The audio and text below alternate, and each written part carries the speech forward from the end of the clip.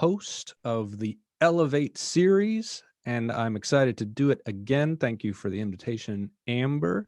Amber is with us on the show in sight and in Post-it note, but she will not be in voice because she has lost her voice screaming her head off at her 3-year-old. No, that's not true.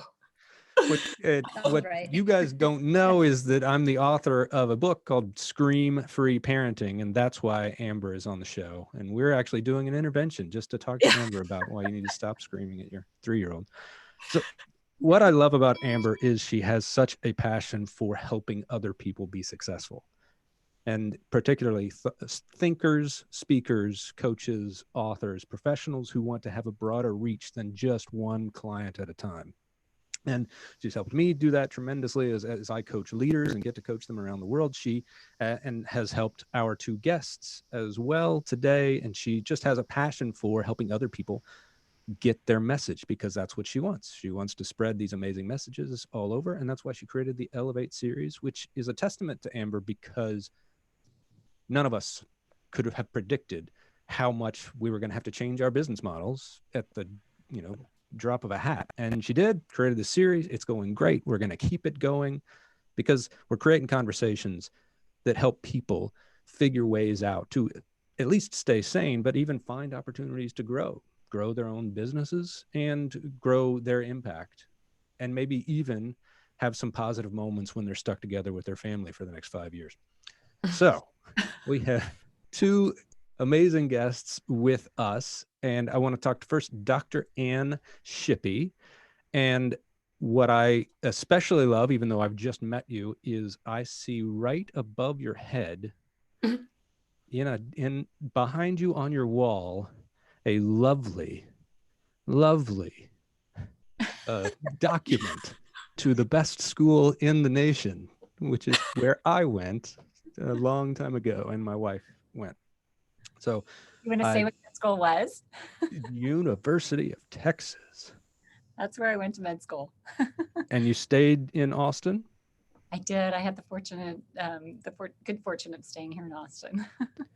And it's changed so much in the 20, 30 years since I was there, but I get to go back every once in a while. And is it my understanding that Austin is now under a shelter-in-place order? Is that correct? I really admire our mayor for taking that action, because I think it's really made a difference in the trajectory of the upswing of the diagnoses here. I think it's really helping. Great. So take a minute or two just to tell us about your practice and who you help and how you're actually expanding that reach with your message. Yeah, so I'm a chemical engineer, worked for IBM for 10 years, and then got sick. And once I figured out how to get myself well, I was like, oh my gosh, we need to be doing medicine differently. So I went to med school and residency in my 30s, and wow.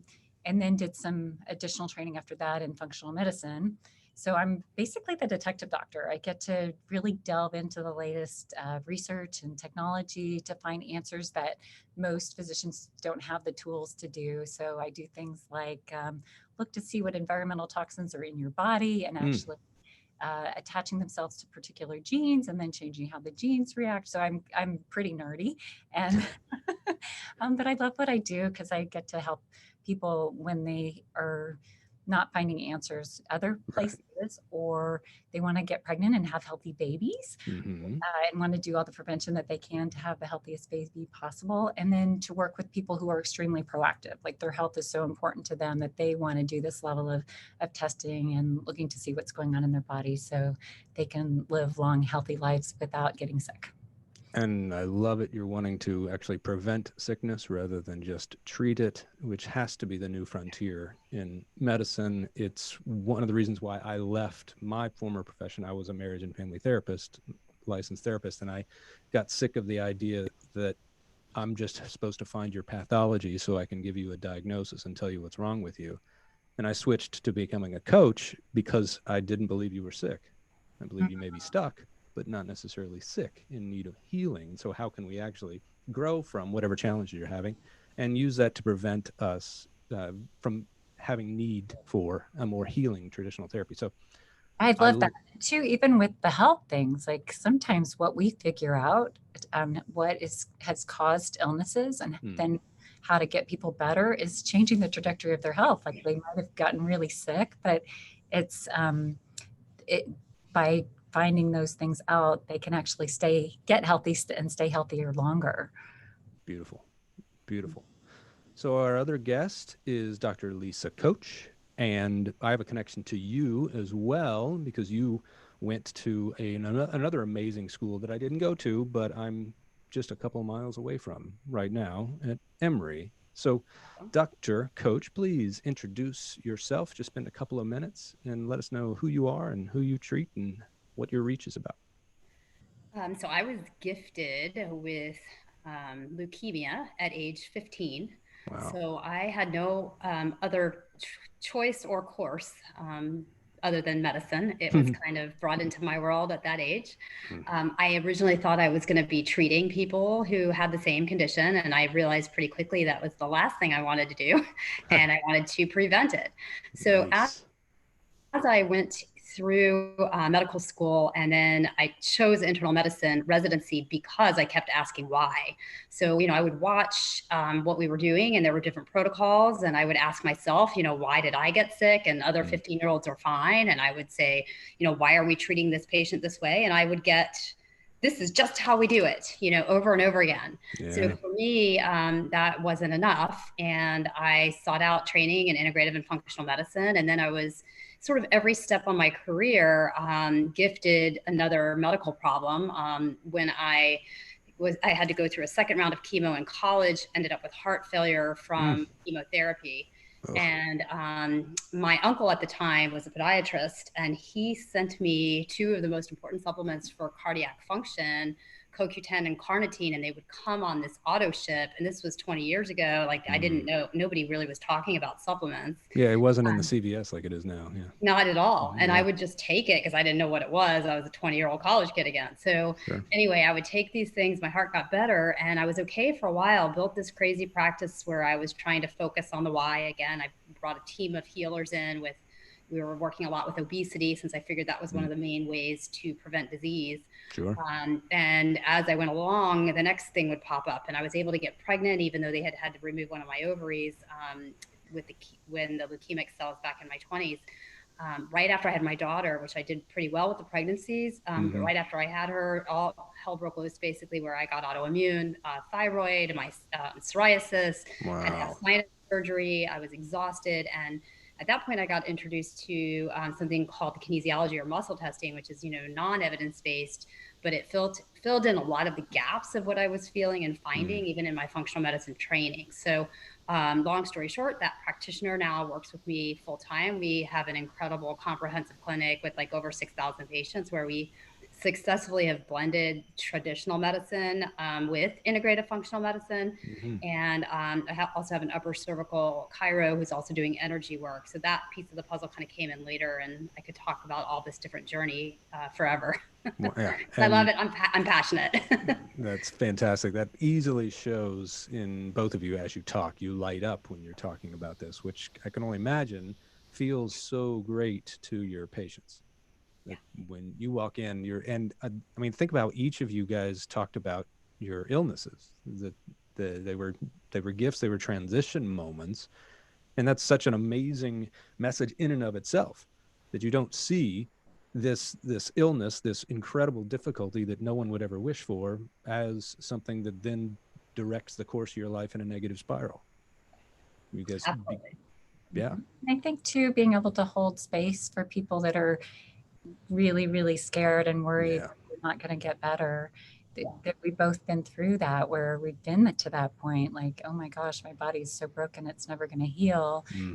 And multiple times have figured out the pieces of the puzzle of what our bodies needed to be able to heal. That's so it's so important for people when they're really doubting their bodies to hold up that hope that we have experienced. Okay, so Dr. Shippy, I've been waiting with bated breath because right before we came on, you told us that you have a great story to tell, and it is about the story of our time, about a COVID-19 patient. So Yeah, That's so your first one, right? yeah, you're the first to hear it, other than I sent a newsletter out yesterday. Hmm. Yeah, the Saturday, Sunday, Monday timeframe, I had a patient that I was pretty sure had it, but his symptoms were very atypical compared to what he had more gastrointestinal symptoms and just body fatigue. And then Monday was just really going downhill with how he felt. And in Austin, we really didn't have any capacity to do testing because we had so few test kits that they were only testing people that with known exposures, huge risk factors, and specific symptoms that he didn't have.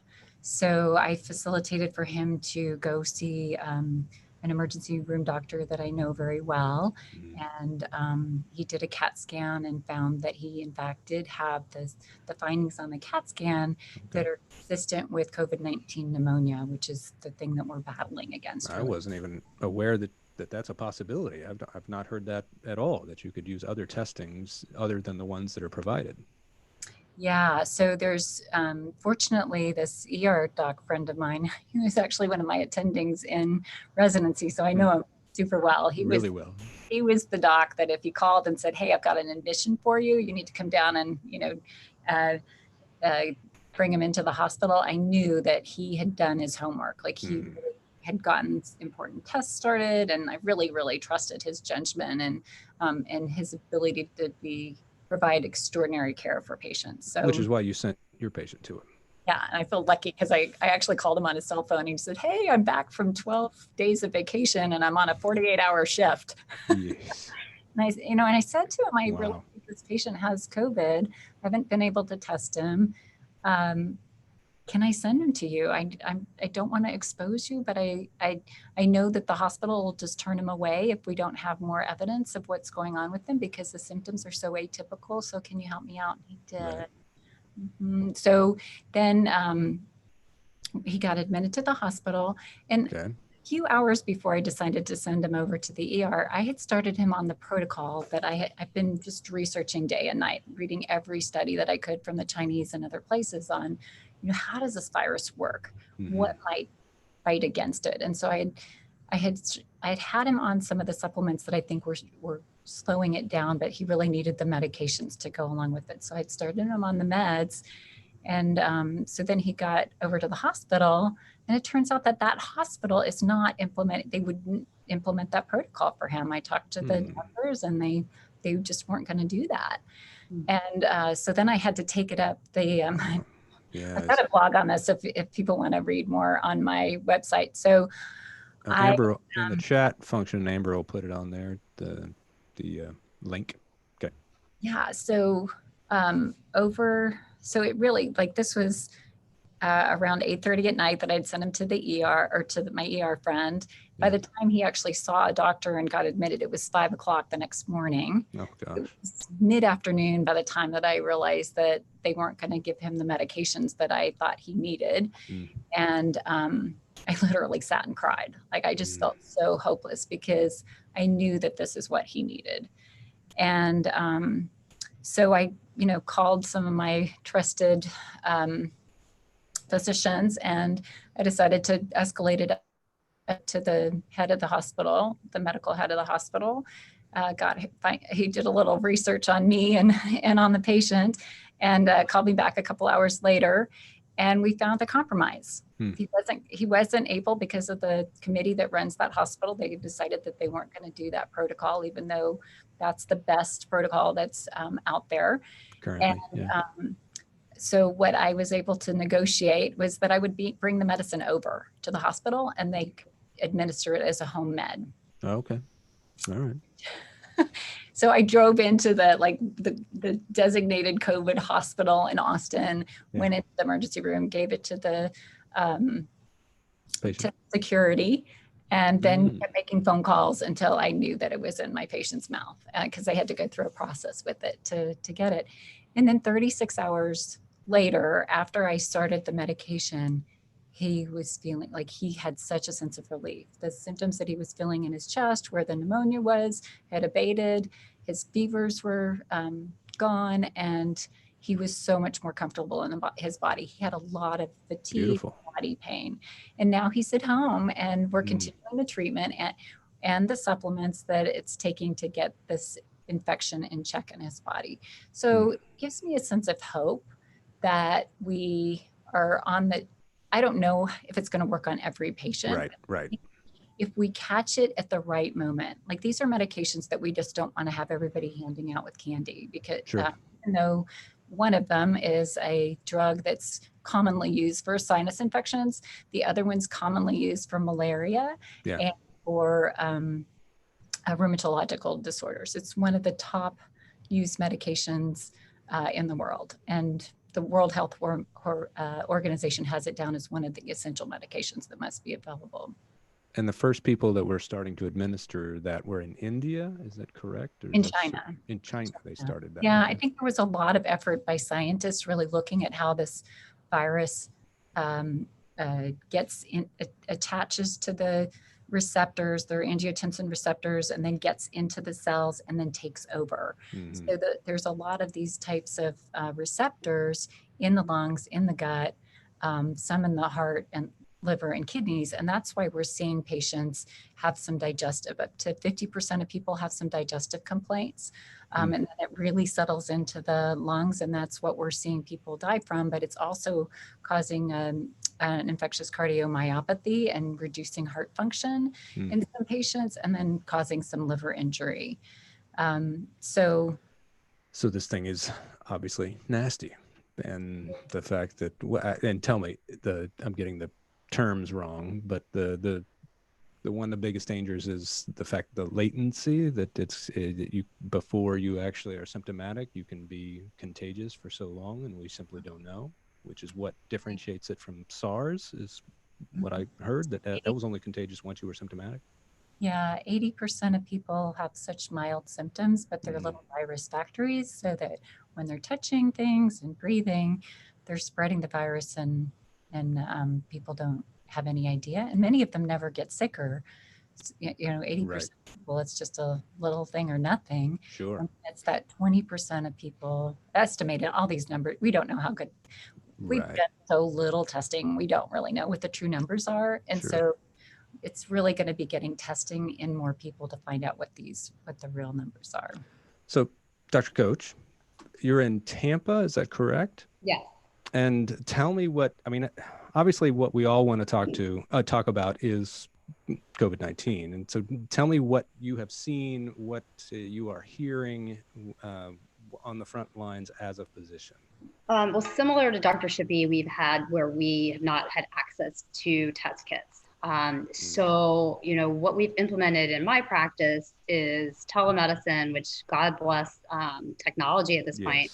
Because I'm trying to run my practice and keep my patients as healthy as I can. So they're still coming in, but we're trying to pre-screen, and anybody with symptoms we're doing via telemedicine visits. And then I'm trying to help them determine whether or not they need to go through the trouble of trying to get tested, or whether or not we can manage them at home. Sure. So, from my opinion, with the 80% of people asymptomatic, I think a lot of the mainstream media is really missing the boat. We're focusing so much on the extremes. So we've got everybody talking about lack of ventilators and, patients that are having trouble, that we're concerned aren't going to make it, which obviously needs attention.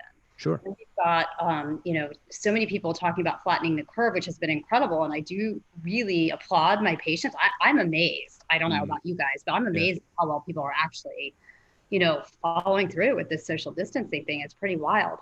But let's get real, the rest of the population, which is a massively high number, is in the middle. Right. So those people, who's the expert for those people? It's me and Ann. I mean, we're dealing with the day-to-day as primary care practitioners of what do I do now, So, instead of focusing on, oh my God, we've got to go get the test. And I think at this stage, optimizing function so that patients can potentially prevent progression through disease, but also getting antiviral therapies in people in general, like let's say 80% are asymptomatic, Right. you know, let's get an IV vitamin drip, take Sure. your antiviral oral, like vitamin A, vitamin C, vitamin D. I know monolaurin is another herb we use. I know these things, the studies aren't out and we can't claim anything, but it's not going to hurt. And if we So have, why not?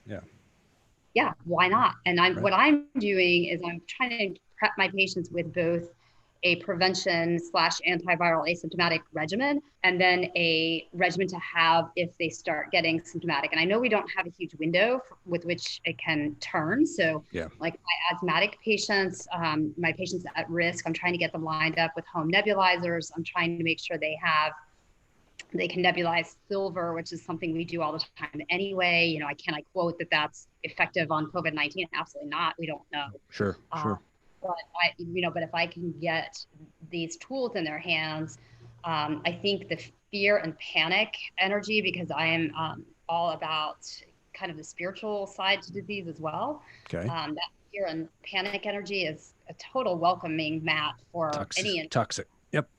Yeah. So I spend a lot of my time as well just holding space for my patients, trying to encourage them, telling them, you know, that they need to get in the sun. And, you know, we're both blessed to be in warm climates where we really do believe this virus it can't exist on surface as long when it's above 68 degrees or something like that. So, Yeah, I saw that too. Yeah.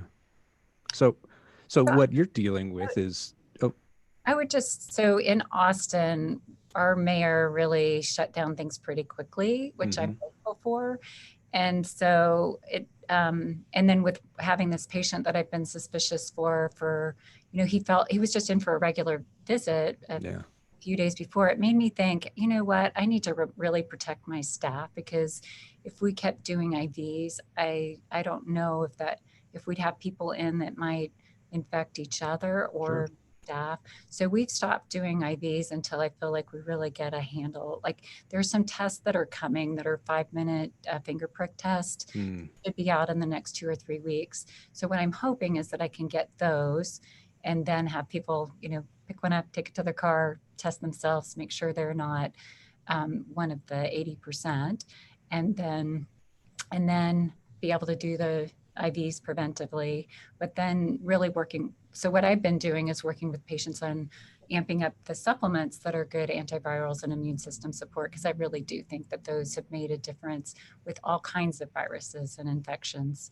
And it sounds like Dr. Koche is doing the same thing. So tell me, we've got the staff dripping, you know, getting IVs 1 to 2 times a week, so that we're trying to stay on top of it.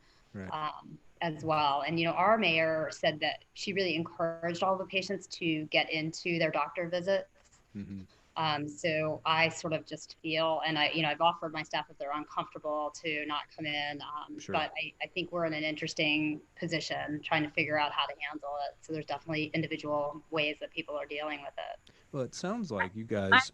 I'm kind of doing the opposite. I'm saying don't go anywhere. Just stay home. And if you can even avoid going to the grocery store, the drugstore, if you can, you know, find a way to have stuff delivered or couriered. I just think people need to stay home as much as possible and do telemedicine. I think, you know, doctors' offices can actually be a pretty significant petri dish. Well, we've got some type of electrostatic cleaning that's going on every night. So like the building I'm in has done that. And then we're trying to keep the CDC guidelines and our area they're recommending people continue following up with their visits. So, you know, that's one of the challenges. We are a nation of individual states where we have vastly different topography and geography and weather and climate, and you're seeing hotspots in places that you're not seeing anywhere else. And it's obviously very difficult to predict the next one. Tell me if I'm wrong, but it sounds like what you guys are really thinking about are those patients in the middle, because tell me, the greatest danger, obviously loss of life is terrible, but the overwhelming of the healthcare system is the worst possible fate. Am I wrong or that?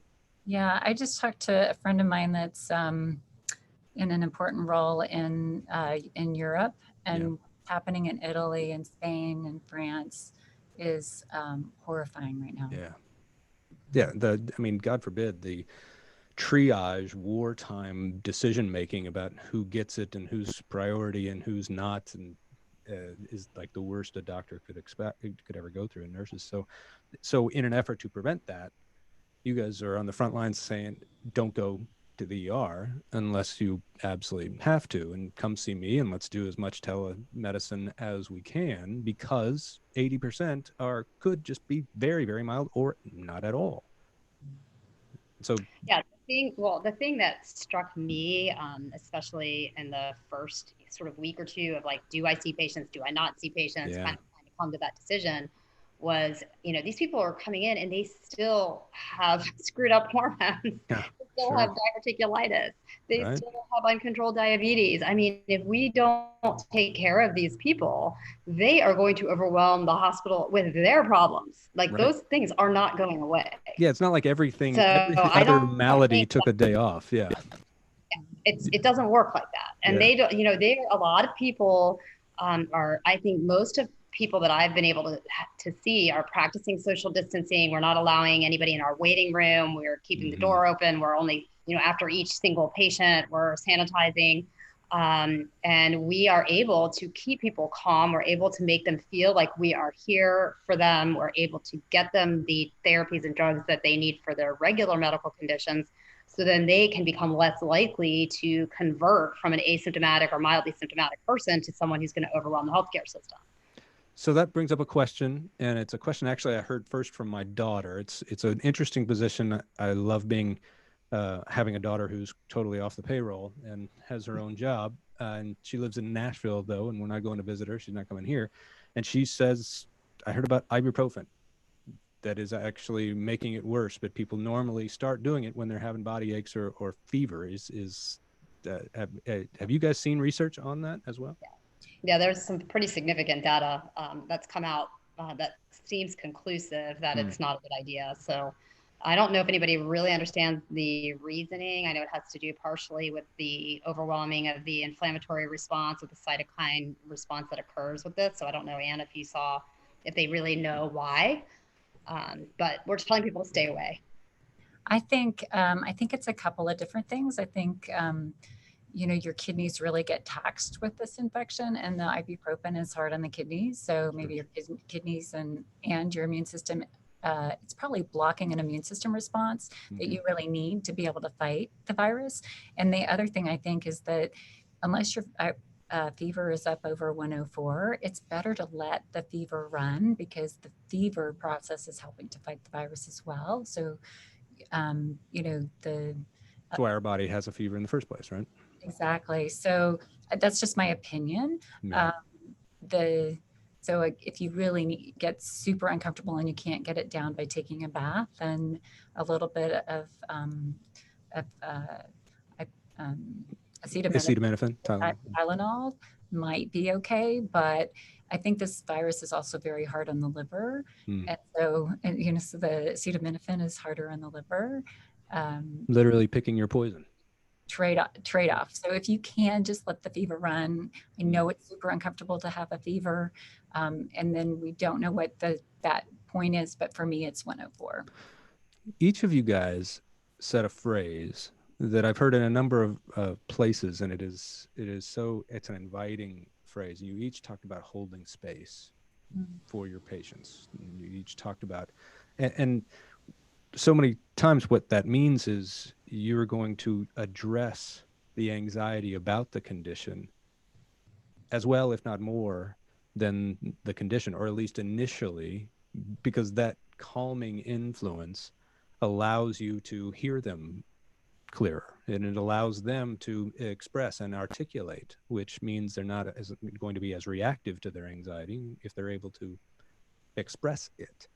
And it reminded me, my wife's had cancer twice. And the first time we went to see the oncologist after the definitive diagnosis of lymphoma, a big tumor in her chest.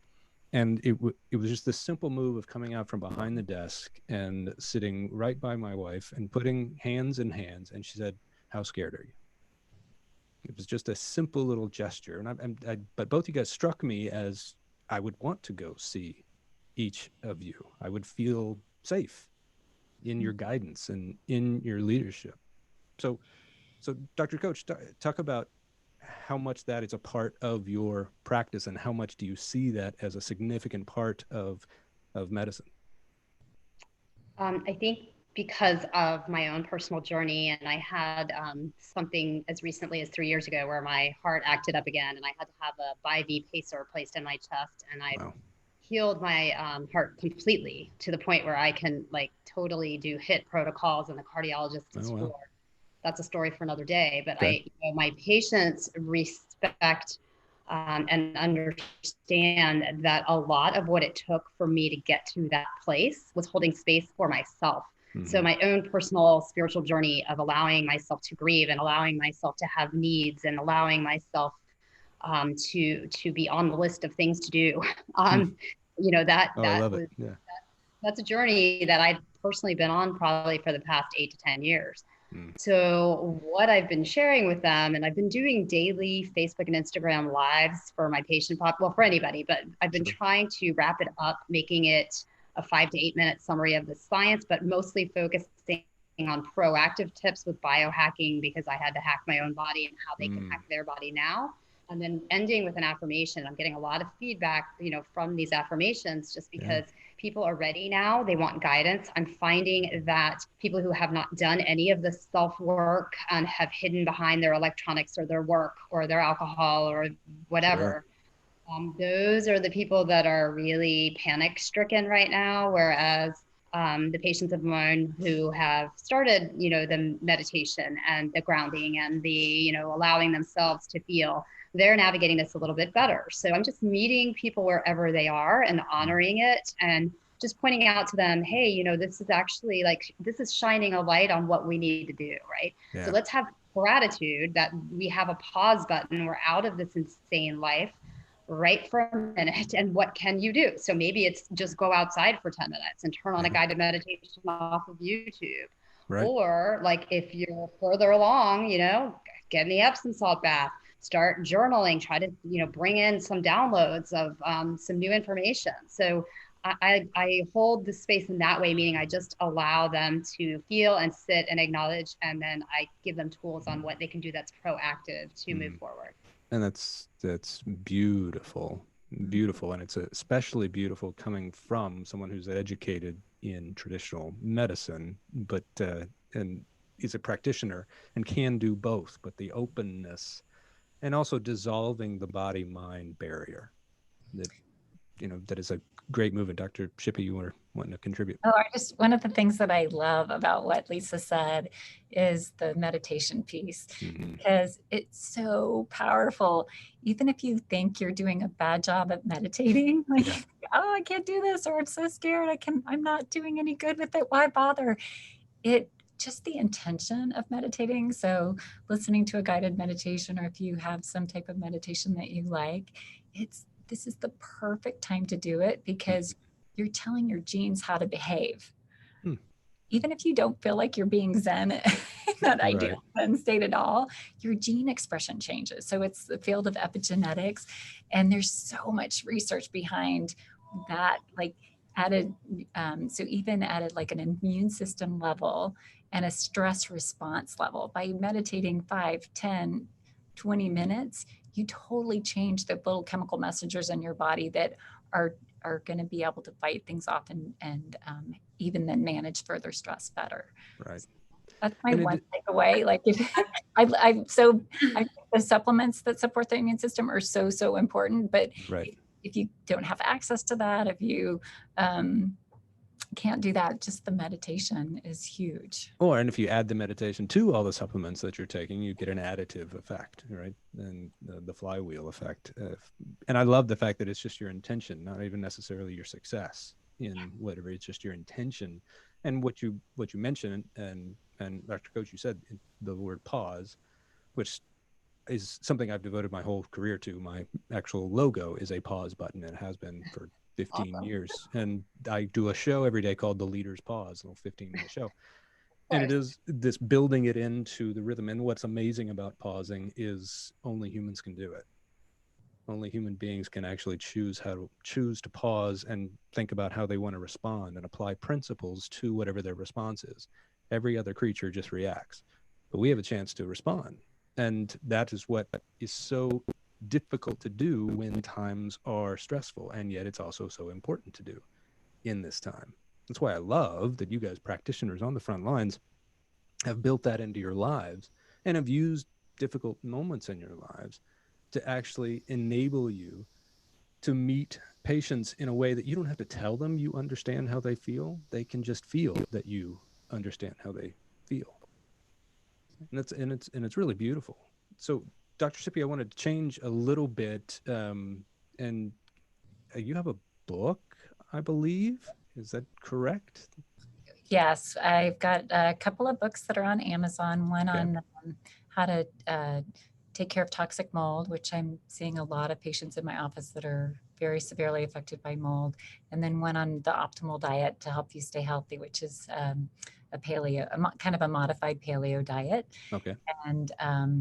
And then we've got a great handout on our website that that really talks about things that you can be doing to reduce your environmental toxicity. Mm-hmm. And this is so important right now, especially if people have a few extra moments at home to start working on this, because we know that environmental toxins impact how well your immune system can fight things off. There's so many good studies on the plastics and air pollution and formaldehyde and all these things that we're exposed to on a day-to-day basis. So I'm hoping that people will use this time at home to get some of these habits in, like the meditation, like we were just talking about, Mm-hmm. actually make their environment cleaner. So we've got a lot of tips of what to do on that website. And then if people want to, they can sign up for the newsletter. And I'm Lisa, I don't know how you're doing it with the crazy times of getting on.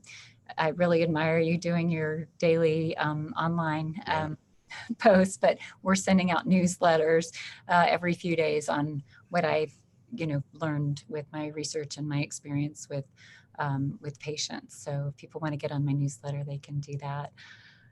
What I love is this phrase just popped in. It's just like the most important medicine could be information that you are getting out to them, so that they can prevent and so that they can calm. And I love to talk about basically retraining your genes. And so, Dr. Koche, what are you thinking about in terms, if you've got an audience, you're doing these shows, what is your primary message? So I also have a book. It's called Get Lit. It is simple answers to overcome fatigue, exhaustion, and ignite your inner athlete. Awesome. So that book, it seems like I wrote it about 2 years ago. It's a Q&A format. It's an easy 45-minute read. It goes through body, fuel, and mind. And I feel like it was made for what's going on right now. Yeah. So I think it's just my time to kind of elevate away from just my patient population, and I'm finally stepping up. I felt called to do these daily lives. I'm pretty much researching the night before, and then I'm just streaming it like it's a consciousness stream. And it's only 5 to 10 minutes. So the feedback I've gotten has been so great that I'm going to keep going as long as I can. Great. I'm planning on an 8-week course on my Get Lit book, which is mitochondrial optimization and biohacking. I've had this worked on for 2 years as well. I'm a perfectionist, and I think I decided that now I'm just going to say ready, fire, aim, and provide the service because people need it right now. So I'm going to be, again, trying to work on that as we go. Love it. And what it means is you are transitioning from a very successful practitioner of medicine to a practitioner as a thought leader. Yeah. That each of you guys are welcoming that and recognizing, yes, I'm still going to treat people who come to me, but I'm also going to reach out to people so they don't have to. And using the power of messaging. And that's obviously how you guys know Amber and what Amber does so well. So we've only got a few minutes left, and Dr. Shippy, what am I saying your name right, by the way? You are. You're doing great. Great, thank you. I was just horrified that I didn't ask you beforehand, so I'm totally mispronouncing it the whole time. So, Dr. Shippy, I was wondering, So you've got one message, you've got a couple of minutes, you've got one message in this unprecedented time of anxiety that we are all feeling, in this unprecedented time of, we have both way too much separation and way too much togetherness, right? Is what we're all kind of forced to. I like that. Yeah. What's your message using this holding space metaphor and the calming, soothing tones that you speak? What is your message that you would love people to hear more than anything? So I think, there's so much fear worldwide. Like we don't really know where this is going to go or what's going to happen. We don't know how we're going to come out on the other side, if we're going to be able to get back to traveling, if we're going to be able to, run our practices and our businesses the same way that we did. Yeah. But I have just an enormous faith and hope and the ability to figure this out. I was seeing what happened with my patient this week. I think that when we put the pieces of the puzzle of the research together, we are going to have an effective treatment protocol for most people. Which, tell me if I'm wrong, is going to come a lot faster than any vaccine could. And the early data that I've seen on vaccines is that this is a very difficult thing to develop a vaccine. The flu shot really has never been very successful. Yeah. They had to guess every year on what's going to be, and there's like many deaths every year from the flu shot, even in people who have gotten the vaccine. So I'm not counting on a vaccine. I really think that between the medical and scientific community, that we're going to come up with an effective treatment for this. I think that's the best answer. And then there also is some early data on the vaccines that what they've come up with so far might actually make the process work, make people at more risk. So I'm not counting on a vaccine anytime soon, but I'm very optimistic about, with testing availability and with treatment protocols, that we're going to be able to get the right treatment at the right time so that we can treat this even better than we treat the flu with things like Tamiflu. Beautiful. And Dr. Koche, same question. You've got one message you want to put out there. What is it? You got a couple minutes. So I would agree with Anne. I think we are going to come up with a treatment protocol, or at least something that seems to slow the contagious nature of the virus. I think we're also potentially going to even find it acts more like a parasite. There's a lot of literature, a lot of things that we just don't understand yet. So along that regard, I think it's been amazing to watch how fast the data is coming out, how quick the studies are getting done, how this has united us globally. Right. It's literally awe-inspiring. I mean, scientists coming together from all over the world. It's just beautiful, really. So I would leave maybe with an affirmation, one of my favorite ones that I am sharing with everybody on social, which was, in these times of uncertainty, taking uncertainty and fear, which is what all of us, because listen, I was right there with everybody in a bit of a panic mode for a few days last week. And, once I sat down and just got myself centered again, got in nature, got deep into meditation, it's taking that uncertainty and replacing it with curiosity. And by that can be that can be curiosity of, how are we going to treat this? How, what's the best prevention? But it can also be curiosity inside yourself. Why am I so uncomfortable in uncertainty? What are these emotions that are popping up? How can I fix that? How can I work on them? And then taking the fear and, just like Anne said, replacing it with love. So look around, gratitude that we have loved ones, gratitude that we have technology where the four of us can be connected in my kitchen. I mean, it's, we're in an amazing world right now, and it's going to continue to get more and more amazing, and we will navigate this just like we've navigated everything else in the past. That is beautiful. And thank I love you guys. Said so well, Amber.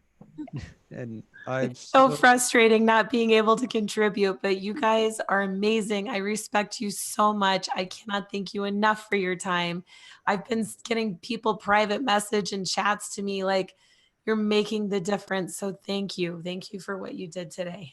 And taking this little slice of time out of your incredibly busy schedules on the front lines of being practitioners. So we thank you so much for that, and for willing to let us know that you've got fears as well, but within that uncertainty, you find hope. And there's plenty of reason for that. So thank you guys for all watching this episode in the Elevate series. And thanks our guest, Dr. Ann Shippy, or Shippy, I'm joking again, Dr. Ann Shippy and Dr. Lisa Koche. You guys have been fantastic. How you can get in contact with them or follow their information. Amber's going to put that on the page. It's already there. Already Bucks and all. there. Okay. So thank you. And Thanks, guys. We are welcoming our next guest already. So thank you for Okay. your time. Have a beautiful weekend. All right, thank you. Bye. You too. Bye. Bye. Hello, hello. hello. Susie Carter. Look at her shine. Yeah. Oh, you can actually talk a little bit. we A are little. we are live. This is Hal. This is Susie. I've already let you guys know about each other. I'm going to largely be protecting my voice here again. But have to tell you, man, you need to listen to every single thing that this woman is about to say. Awesome. I have tremendous respect for her. She has a ton of knowledge. You've got to listen to what she says about how to move forward with your business during these times mentally. Start a watch party right now. Share this on your feed. Tell your communities about it, because then people will be able to hear what Dr. Ann and Dr. Lisa just shared, but now follow it up and end with a bang with Susie Carter. So thanks for being here. Hello. Hi, Susie. Hal. Hi. Hi, tribe. Hi, Hal. Hi, community. So excited that we're here. Love the energy at the end or towards the end of a Friday. It is fantastic. My name is Hal Runkel. I am the guest host for Amber, who's been doing such an amazing job for all of us by creating this Elevate series, by connecting us to so many great thought leaders. And that's what she does. For those of you just tuning in, Amber loves helping other people be successful. And she particularly loves taking people who are thought leaders, which are experts in their fields. We just had two fantastic doctors that do have books, right? For business leaders, for coaches, for authors, and helping their message get a broader reach. And one of those people that she helps is Susie. And it's Susie Carter. Did I get that right? Yeah, C-A-R-D as in dinero, dollar, E-R. Awesome. So, Susie, tell us just a couple minutes, just introduce yourself and who you work with and what you teach. So, Hal, team, tribe, I'm the money. I just need to say that. I am the money. God gave me this gift to see money everywhere. And so I help entrepreneurs find the money, leverage the money, scale the money, build a business to sell it. That's the ultimate goal of business. And I do that in many different ways, where I do it in trainings and workshops all over the country, all over the world. I've got books. I'm coming out with my new best-selling book, Power Your Profits, which I'm very excited about. This is one of the projects that Amber is helping me with. She's my book launch manager. Awesome. Guru, which is amazing. We do one-on-one consulting. We've got a mastermind group. But my passion is really helping us as entrepreneurs build a sustainable business, build a business that is profitable, right? There's a lot of businesses out there that 88% of small businesses, aren't paying themselves what they're worth, which doesn't make any sense. And we all know the statistic that 80% of small businesses fail in the first 5 years, which does not work for me, right? And only about 1% hit that $1 million mark. And in that $1 million mark, many of them don't have any profit. So at the end of the day, it doesn't matter if we do $1 million if we have no profitability at the end of the day. It's not how much you make, it's how much you spend. It is how much we keep, right? Yep. How much we keep. That's my motto. Let's make I it love it. happen. I love it. Yes. I love it. And so my guess is, well, there's two directions that I immediately wanted to go. One, I want a therapy session with you because I'm thinking about how many times I didn't pay myself and in my own business, even though and I did it again and again. And it was so, and that's, so I want to talk about that. So what I have found, I want to hear your perspective, is thought leaders, entrepreneurs, who have a passion for a product or a service or a message, the idea of thinking about profits comes secondary to them because they're thinking about what they do. And they're not thinking about how to build a business to sustain and help me continue to do that thing. And I'm just wondering what you have found in the kind of the mindset going in of entrepreneurs and how you contribute. Well, I've been doing this a long time. I'm a little seasoned. I'm a little spicy, but I am seasoned. Love it. I've been doing this for about 25 years. Mm-hmm. And what I found is 15% of our financial success is based on our technical ability. So that's the vocation that you're in. That's the skill set that you do. The other 85% for someone that loves the technical work, that's not the sexy part, right? That's not the fun part. Right. That's the sales, the marketing, the operations, the finance. And the finance for most people really is not the sexy part. Right. And the reason I love teaching this, Hal, is because I hated it, right? I would get my P&L, that's your profit and loss, from my CPA, and then he'd give me two, not just one, two. One was accrual, one was cash. One was cash. I had money, right? One says this, you have all this money, and the other one says you have none. I'm like, this makes no sense. Why are you giving me two? Just tell me what I need to do. Tell me what I need to sell. Yeah. So I'm like, there has to be an easier way, right? And I'm not a CPA, right? I'm not an accountant. I'm an entrepreneur just like you, right? Where I had to learn this thing because I was really great at making money, Hal, but you know what? I was really good at spending it. Yeah. And when you work hard, and like you said, you don't pay yourself the proper paycheck, right? Because 80% of us aren't paying us what we would make in a job, right? We can go, but we have freedom, which is great. So I'm like, I've got to create a formula for myself. I did it all for myself first. To go, I didn't like financial strategy, poke a needle in my eye, was not good in math. Mr. Syverson told me from the very beginning, he said, don't do any kind of job that has you do math. And I'm like, I am not. And first of all, why would you put alphabet in a math equation, right? He was my algebra teacher. Why would you throw an A in there, X in there, Z in there, whatever number that is? That's great. You don't confuse math and alphabet. So I started just putting these, strategic development for me. And then clients would say, well, can you teach me how to do that? I'm like, okay. Like I just really came from a place of a servant leader, of wanting to make a difference in my industry. I started in the beauty industry. I did about $250,000 as a hairdresser, working 3 days a week, which is unheard of in that industry. And I wanted to get back to my community. Yeah. And so my whole business launched from me wanting to serve, which I think is perfect right now in the marketplace, right? Because what's in the marketplace right now is what's your genius that you can contribute to the community, the country. How do we leverage that? How do you monetize that? But being involved in summits like this, getting a coach that can help you put the roadmap together. Right. Because when I started, I was just like, I'm just going to do this. And then people would go, oh, do you have a book? I would love to read a book. I'm like, no, I'm a hairdresser. I'm just helping you. And then, so I wrote my first book. I was 27 years old, wrote my first book. And again, didn't know what I was doing, just wrote the book. And then they're like, oh my God, Susie, love the book. Hate to read, you have an audio. I'm like, no, I just wrote a book. So awesome. Then I'm like, well, how much would you pay for that? If I did that, what would you pay for that? There you go. So my whole product suite, ended up coming from clients just saying, hey, can I buy that? And I had no strategy. I'm just telling on myself because I want you to know how important it is to put the strategy up front. I lost a lot of money, left a lot of money on the table because I just didn't have coaches, right? I didn't have anyone that I could go to. And this is back in the day where there was not internet and there were not these online summits and there were not, great places that you could learn online, especially now where we're home and we're stuck inside and people have cabin fever. Turn off Netflix, turn off the, Prime, turn off the news, like get your little updates and then get working on something that's going to fill you, fill you with joy. And in my experience, people are entrepreneurs fall into kind of there's thinkers, there's hustlers, and then there's doers, there's workers. And you strike me as, well, three, but certainly strike me as a hustler to the extreme, which is I'm a hustler, awesome. Baby. Yeah. And you want to know. And what I love about that is it's totally a ready, fire, aim kind of mentality. And what we're afraid of, in why we avoid that a lot of times, is because we're afraid of what's called the dumb tax, which you just talked about. I lost a lot of money in the beginning. And we're so... I was ready, fire, aim. I was like, jump! Oh, crap, I don't have a parachute, right? Right. Oh. Yeah. But that's how you learn on the fly. And so, but that means you are also a risk taker.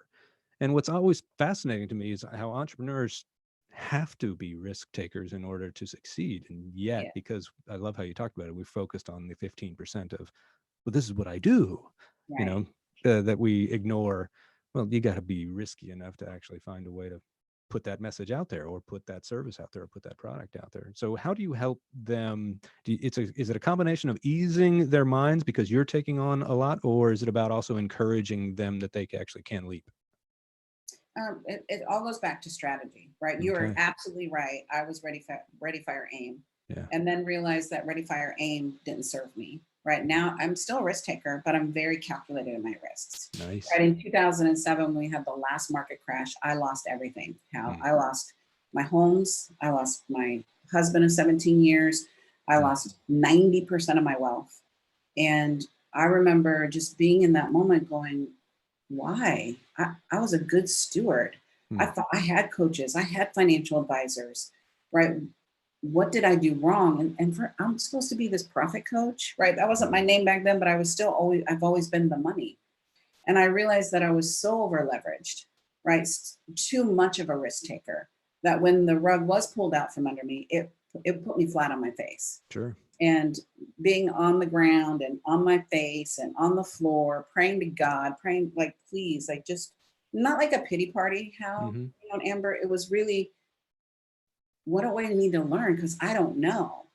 And I love that. I want to put a stake in the ground that your right. question was not, how do I get out of this? It was, what do I learn from this? What do I learn to better myself and actually use this as an opportunity? Yeah, and my smallness, right? My humanity, I was broken, and I heard a voice in my head. I call it God, you call it whatever you want to call it. Yeah. And it said, this will be your biggest victory and your biggest lesson. Get up. Get up. People need to hear this. People need to hear what you did wrong and how you pivot to what you do right. What you do know is how to make money. What you do know is how to leverage your assets. What you do know is how to be that hustler, how to be frugal, how to make money out of nothing, right? I truly can look at your profit and loss, Hal, and I promise you, I would double your income. I can look at Amber's and I can see all the money she's leaving on the table. And she's a phenomenal business person, right? But that's just my gift, right? And so if you're listening to this and you're going, where do I start? It all starts with that plan. What's that divine gift that you have? That gift that from your hardship, I say the gifts that are wrapped in sandpaper, the gifts that were the hardest moments. I didn't want to tell anybody that story. I was ashamed. I was embarrassed. But when I got myself up and pulled up my big girl panties, right? And you pick up your drawers, but I picked up my big girl panties and said, what did I learn? Right? Which was risking worked. I've made millions. I've built 7 companies. I had 9, but the other 2, those were just really expensive hobbies. So I don't really count them. But I think it's important to say there was 9. I just did the other 2 wrong and had ridiculous partnerships that weren't equitable. And, you know, but I've had Unfortunately, 7. I do know. Yes. Yeah. I have 7. 6 of them were multi-million-dollar companies. So I do know what I'm doing and have done that for my clients for years, is be able to leverage and build their wealth, and not only just income, but their wealth.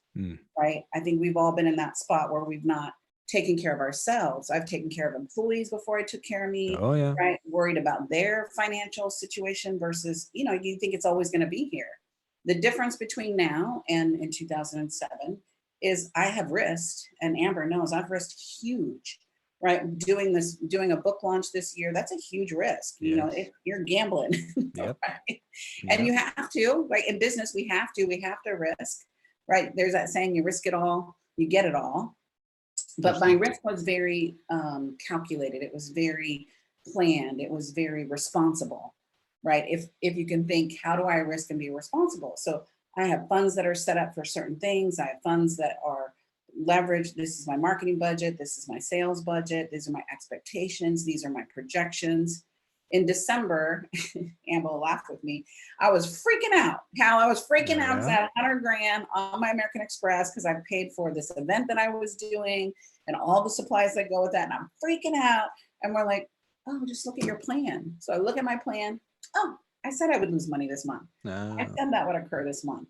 So allow me to breathe. I'm like, oh, okay, the money's coming in January and February and then in March. Like, let me breathe, right? To be able to see, because business is this, right?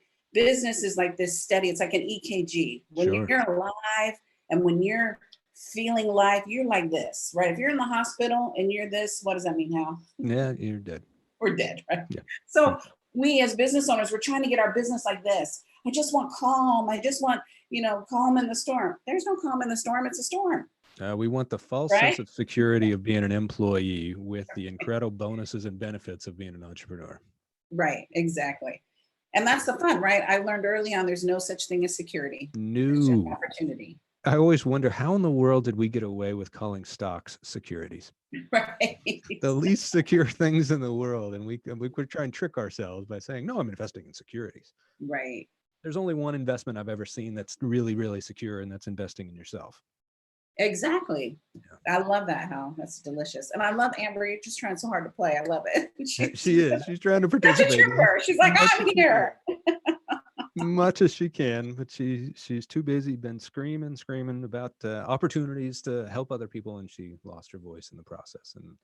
But we love her because she goes to battle for us. So you had a book launch that was going to happen sooner, and so I'm wondering, so you were talking about, yes, I knew money was going to be going out in January, but it was coming in February, March. Now what do we do when, well, I knew money was coming in March and April, and it's not? Like, I'm a speaker, and for instance, I told Amber that I've had $100,000 in speaking gigs just gone. Yes. Right? Just Yeah, gone. me too. Yeah. Me So to the people who are watching this, who absolutely want to power their profits, right? Yes. They're also facing an uncertainty that maybe none of us have faced. This feels a lot like 2008. It does. I share with you, I lost a house as well, which really sucked, and had to fire everybody, and that was horrible. But this could be drawn out longer. It could be deeper. It could be more unemployment than we even saw it then. So I'm sure you're getting calls from your clients about this. Yeah, so that's such a great question, right? The reality is, when I look at not all my clients, right? We have been 911, and not 911 of, I don't know, I'm freaking out about the market. It's just like, what do we do? How do we pivot? Yeah. Right now, the most important thing to do is pivot. We're pivoting. We had a live event scheduled in June. We're pivoting. It's an online event now. Beautiful. We still have our live event in September. Who knows? But we're ready to pivot. So we pivoted when this first came out. We looked at it. We looked at the, what was happening, and said, live events aren't going to happen. If they're quarantine people, we're not spending money. No one's going to do that. Right. So let's pivot. And so right now, I want you to look at your finances. If you own a business, I want you to get rid of the fat, not the meat. Let me give you an example of what meat is. Amber is my meat on the bone. She's not my fat. She's not a luxury. It's a necessity to have a successful book launch. So she's not fat. Fat would be an app that I downloaded and I'm not using, right? And it might be $49 a month, $29 a month. Sure. That's fat, right? Your cable bill, fat, right? With so much free TV on right now, that's fat. Right. So where can you get rid of the fat? Like, I looked at my budget, and I have to cut 50% of my budget. So I'm looking at, well, how do I do that responsibly? Because I'm in contracts and I'm in these conversations. Well, talk to your partners. Nobody wants anyone to go out of business. Nobody wants anyone to be the reason they can't stay in business. And if it's truly a partnership, people will support you. Now, there's certain things like your software. You're not going to call Infusionsoft or ClickFunnels and go, you're the fat. Right? No, that's the meat. That's the meat. That's the meat for my business. I got to stay in communication with my clients more than ever. Sure. I want you to shift in this moment from selling to serving. Nice. So how do I serve? Amber did a great job. Immediately put this together to serve the community. Yep. There's no revenue here, right? It's just, how do I serve my community to give value? And the value will come back to me, whether it comes back from Susie to Amber or Hal to Susie. It's the law of reciprocity. We all know that. When I give, tenfold comes back to me. So I want you to look at right now, get rid of the fat, not the meat. The meat is your coaches. If that coaches is holding you accountable, having you hit your goals, right? Looking at ways to get fast cash. There are clients right now that are struggling that need you. Right. So maybe we discount our price a little bit. Maybe we give an incentive. Maybe we give an extra bonus. Like, what people want from me is time. They don't necessarily want a discount.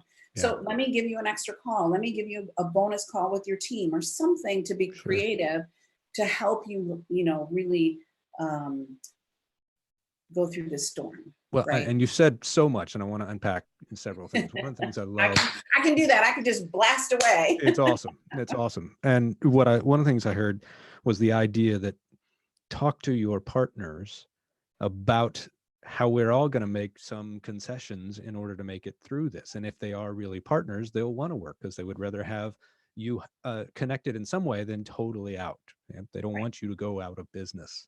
And what I like to call that delegating the anxiety. That you're not just hoarding it for yourself, but you are expanding that and saying, look, I'm not sure about this. And that's whether you're talking to your team or talking to your business partners or even vendors, even creditors at this point. Say, look, we're trying to all figure this out in a world of uncertainty, but we've never encountered. But I love that you're saying be bold enough to actually talk about it. Right. And it's scary. Like I didn't sleep and I'm like, how am I going to say this? And we're not quitting. We're just readjusting to go, how do we readjust? The next thing I want you to look at, what money can you set up now? Like look at the stimulus package, apply for that loan. You may not ever need the loan. I applied for the loan yesterday. I may never need it, but I'm gonna have it just in case. I'm gonna have it now while I have funds coming in, while my P&L is healthy, while my business is healthy. So I have my ducks in a row to go, what do I need to have in reserve, right? Because when you're gonna get money is when you don't need money. Right. When you're gonna get money is when you don't need money. You don't apply for money when you need money. Call your credit cards. Nobody gives to an empty hat. Right. Yeah. So call your credit cards, get the limits increased. I'm not saying spend it. I'm saying have it as a reserve. I don't believe in debt. I don't believe in over leveraging yourself. You know, I did. So look, I learned a little thing or two, about a thing or two, you guys, to go, okay. So I've got my reserves over here to go, okay, even if I might freak out over here, I have a safety net over here. Well, and here's what I love about that. Let's combine the two things you said, because doing that part, applying for the loans, applying for credit, right? Just having it possibly available, but you're not doing what you first said, trimming the fat. That's the recipe for disaster. Yes. You know? I'm not trimming the fat at all. I'm going to continue my expenses as they are, and I'm going to get an extra credit card. Right. Look, I'm not buying shoes right now. If you know me, anybody that knows me knows I love my shoes. Don't have a shoe budget. My girlfriend called and said, let's go to the beach and rent this Airbnb. Girl, I'm not spending that kind of money right now. Right. Why? Because I can stay in the house and look at a beach? No. I can stay in the house and go look at my pool. Yeah, you can't even go on the beach. So, yeah. Right. I'll stay in the house, look at my pool. I got a great backyard. No, I'm not doing that. That's cool. And my wife and I made a game of it. So we've taken our own personal budget and we said, all right, and so we just cut it in half, and whoever can save the most gets something, you know, figuring it out and make a game of Christmas time. Yes, do something, because if we're going to have to give up stuff, let's at least find a way to learn from it, but also even have fun with it, because we're all in this together. Right. Everyone's struggling. Responsible, right? To go, oh, let's not wait until it smacks you in the head. Right. Even though, in 2007, we all saw the wave coming, we did make cuts, but just like right now, we don't know when the country's going to be open again, right? They're saying by Easter, and they're saying 4 months. So it's being responsible to go, I still want to be in business when we get out of this. I still want to take care of my partners when I'm out of this. I still want to have my own partners. And let me be clear, when I say partners, I'm talking about vendors. Amber is a vendor, but she's a partner, right? My PR team is a vendor, but they are a partner, right? And so to me, you want to find vendors that become your partners. Yeah. Not just it's a money transaction. I love that. And that just takes a special kind of business person, an entrepreneur. And same with my clients. My client tried to quit yesterday. Hal, I'm like, no, we can put this payment on the back end. Right. We can lower your monthly pay. You are not quitting. This is the time that you need me. You don't quit me. I'm a profit center. I am not an expense. I'm a profit center. Amber's a profit center, not an expense. Right. So it's just being bold enough to go, what do you help people do? And I'm being sensitive to what's happening in the world. Yeah. I'm not insensitive to go, this isn't affecting people. It's affecting me. It's affecting everybody. Sure. And to your point, yesterday, I offered a finance package for a new client that I've never offered before, lower payments spread out over more time than I've ever done, but I'm getting market share in that person's life, if you will. Right. And by serving, I become indispensable. Right. See, that's generosity. And it's generosity and responsibility to go, how do I make this work? If you're the right partner. I'm not saying do it for everyone, because look, Hal, Amber, all money's not good money. We all know that. We've all taken money that's not been good money. So all money's not good money. Don't be desperate in this time. Well, let's speak to that, because you mentioned it earlier that don't be desperate. That's not when you're going to get money. And that is such a hard lesson to learn, because, but I mentioned the whole phrase, nobody gives to an empty hat. If you're in the subway playing, fill that thing with money, of your own money, and it's going to attract, because we don't like to feel like we're going to be supporting a black hole. Right. Exactly. And desperation just attracts desperation. You know, like if you're dating and you feel like you need somebody, guess what? You're going to get a needy person Yes. to be needed, and it's going to be a disaster. Might have some great sex along the way, but it's going to end badly. Very good. We all been there. Well, Very quickly. We all been there, but I've been there, done that. Yes, exactly. I got distracted by the sparkle bling. Of course. But when we are desperate, we attract desperate things and people. And that's not the kind of partner you want. The best thing that we can do. So let's say if you're starting a business, put a business plan together. Yeah. Your business plan becomes the roadmap to attract money. I have raised close to $7 million of private funds by having a solid business plan. Right. Possibility and business plan. Right now, people have money that if they would love to start a business, but they can't. Right? Friends and family. We raised $1 million, which I thought all my friends had no money. Like, my friends didn't have any money. We raised $1 million from friends and family, right? And we gave them shares into the company to build that organization. So I just need you to know there's money all around you. I did that as well. And that is a great, the idea. Right. I've even heard some people say, and I've done this too, is just put money at different places in your house, so that when you open a drawer, you see a $20 bill, just to get you into the mindset that money is everywhere. Right. I do that. Carry $100 in my wallet all the time. All the time. Like a $100 bill, because I want to feel like a big mama. I'll never spend that $100 bill, but I have it all the time. Like my kids are like, Mom, why do you always have this money? It's the same money, right? But because I'm prosperous, right? There's money all around me. And look, I came from 9 kids, right? Ooh. There was Bobby, Ronnie, Stevie, Terry, Joni, Shelley, Susie, Kelly, Debbie.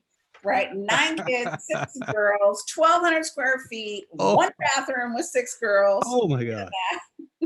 So we grew up, and when I say we were poor, like we're not the kind of poor people go, we were poor, but we didn't know we were poor, girl.